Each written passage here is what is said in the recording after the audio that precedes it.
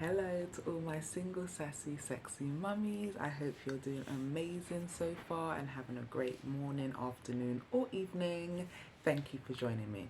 Okay, today I wanted to talk about not making trauma your identity. So I realized that I do this a lot, and it's because I realized it in someone else. And I definitely do believe that whatever you see in someone else and that's annoying you or frustrates you about them or just irks you that little bit is probably something about yourself that you need to work on. So I have we will call her an acquaintance because we ain't on that tight friendship level, but I have an acquaintance and I realized every time I speak to her, she brings up her children's dad. Now, her children are grown, not all of them, but she does have older kids. And I came off the phone and I was like, damn, this girl's still caught up and talking about so and so.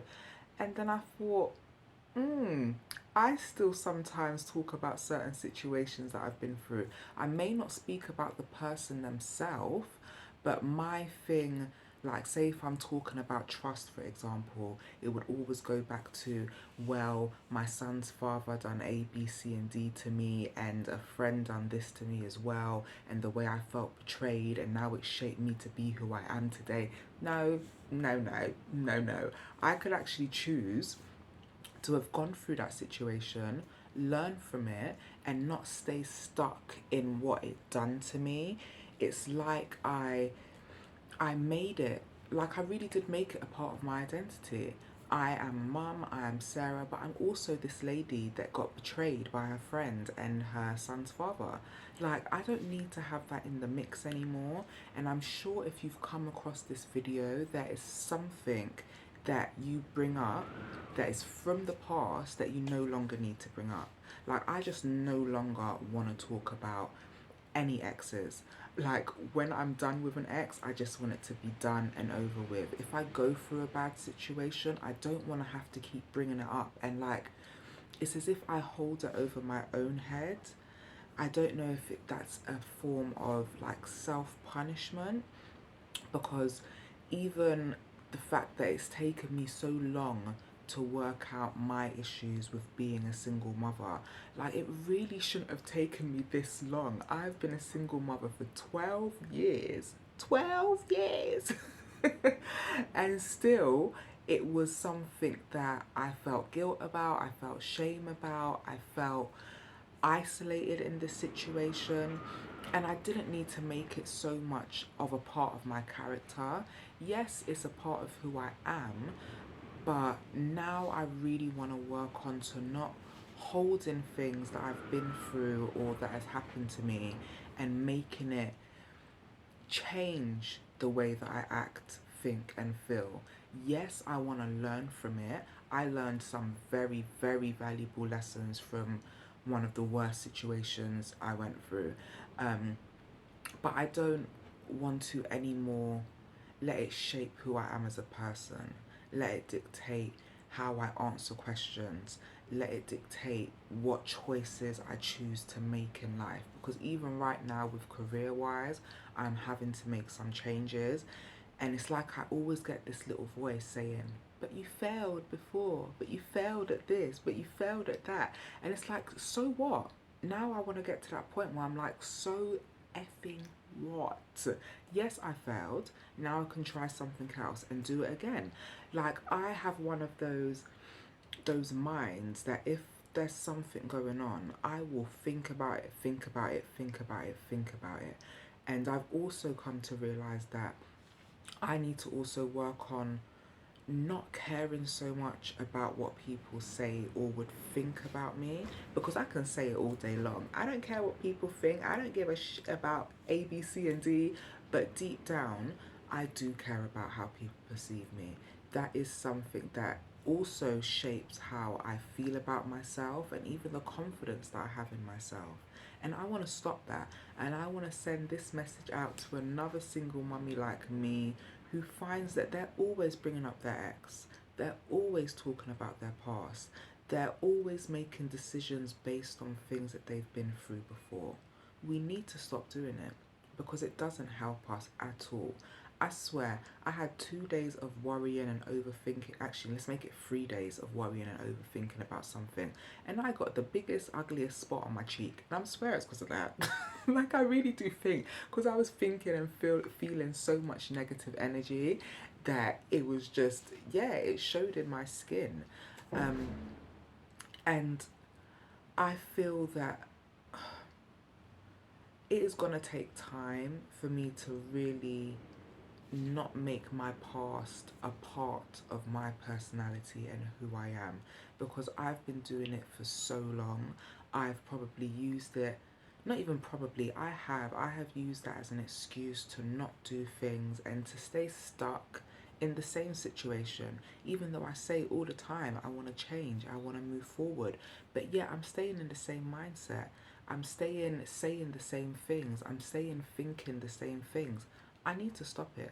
If I need to stop it, you need to stop it, because it does not help. So, my story of telling myself, oh, I had a traumatic relationship with my son's dad and it put me off having children again, it put me off having a family, it just scared me so much. I need to stop telling that story. Yes, at a point of time, that is how I felt, but it doesn't mean I need to keep feeling like that, and it doesn't mean that you need to keep feeling like that. I get it, it's painful. There's certain things, I don't know why I'm starting to feel emotional for you. I don't know what you've been through, but I know there's just certain things that you have been through that have left their mark on you, and now it's up to you to embrace it and let it go and no longer make that part of you. You can have the biggest scar on you. Like, let's just say I have a scar on my face. Yeah, it's there, but I don't need to talk about it every day. I don't need to look in the mirror every day and feel sorry for myself that it's there. I need to accept it's there and move on. I need to do what I saw that lady do on Instagram and do my makeup around it to make it stand out, because it's a story, it's part of me. My past is part of who I am. I cannot deny that. But it's also a choice that I have to make if I want to keep taking actions because of my past, because I know that's holding me back. It's holding me back a lot. It's holding me back in relationships, it's holding me back in career, it's holding me back in even friendships, and I don't want to do that anymore. And it just came to my mind that, yeah, because of that friend, I, for one as well, I want to give her so much more grace, because I came off the phone bitching about her like no tomorrow. I'm not gonna lie. And then when I realized, no, I actually do the same thing, I don't want to be as judgmental of other people, and I don't want to be as judgmental of myself, because I think that's what it comes down to. And as well, like I said, about the way that I'm perceived. So it's like, because I've painted myself with this brush of past trauma, I now feel like everyone can kind of see that past trauma. It's like they can see that I'm a single mother. They can see that I've been abused. They can see that I've taken some bullshit back in the day. They can see that there are times that I have really low self-esteem. And it's like, no, actually, nobody can see that. Nobody can see it at all. Especially if you carry yourself like those things do not make you who you are. Just like they say that your job doesn't make you who you are, it's the same like with situations and traumas that we've been through. So I'm really going to start working on this.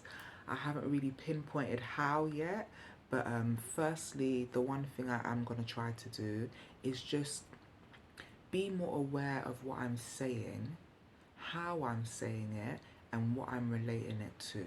So even if someone brings up something that they're going through, instead of me using that past experience as an example, I can just talk about what they're talking about. I don't have to bring up my stuff. If I'm watching something or even listening to music, I don't have to start reminiscing about the past and making myself cry. I do that from time to time. I do. So yeah, it's just little things like that I'm gonna start doing, And I just want to send the message out there to you single, sassy, sexy mummy, that do not make your trauma or anything that you've been through part of who you are. That does not, no longer is your identity. Okay? So I hope this has helped somebody, and thank you for staying for the entire video, and I'll be back again with another one.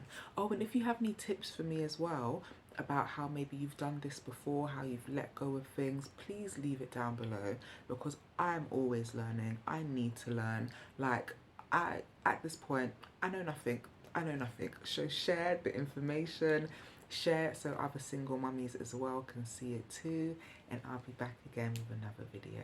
As always, be the best you that you can be. Bye.